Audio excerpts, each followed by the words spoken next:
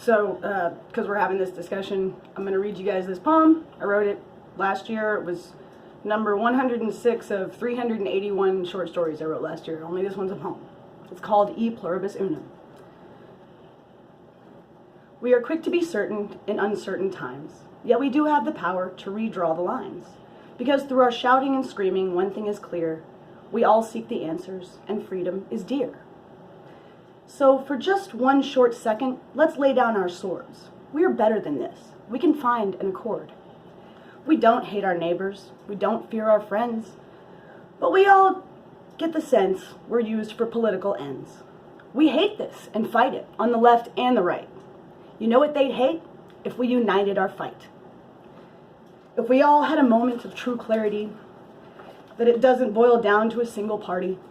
It's an old tired tale of the haves and have-nots, pitting us plebes against ourselves in deep plots. Convincing the poor that the rich are to blame, and the middle class convinced that the poor are the same.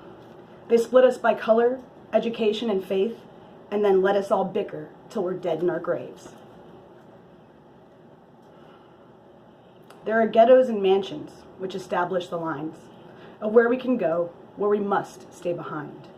We get broken and hurt, lied to and abused. By the time we're adults, we are weak and confused. I mean, how shocked are we really by hatred and violence when we mourn the women and children, but uncounted men just get silence? The world seems so harsh that we curl up inside.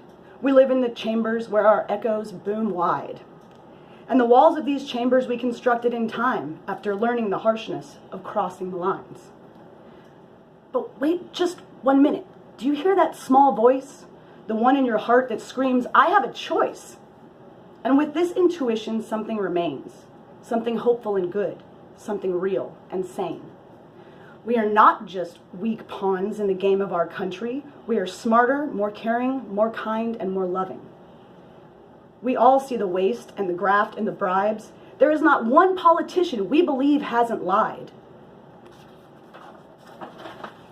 See, if I was at work and I took cash on the side to grease the loud wheel through the use of a bribe, I would get fired.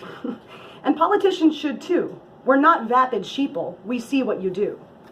So let's make new rules for the left and the right. Let's rein in these assholes and fight the good fight. Lay down the law, a law they must abide. Lay their finances open so there's nothing to hide. Remove lobby spending, outlaw cash gifts and trips. Force politicians to live off their wages and not accept tips. Establish term limits and see how fast they flee when the goal becomes service, not incumbency.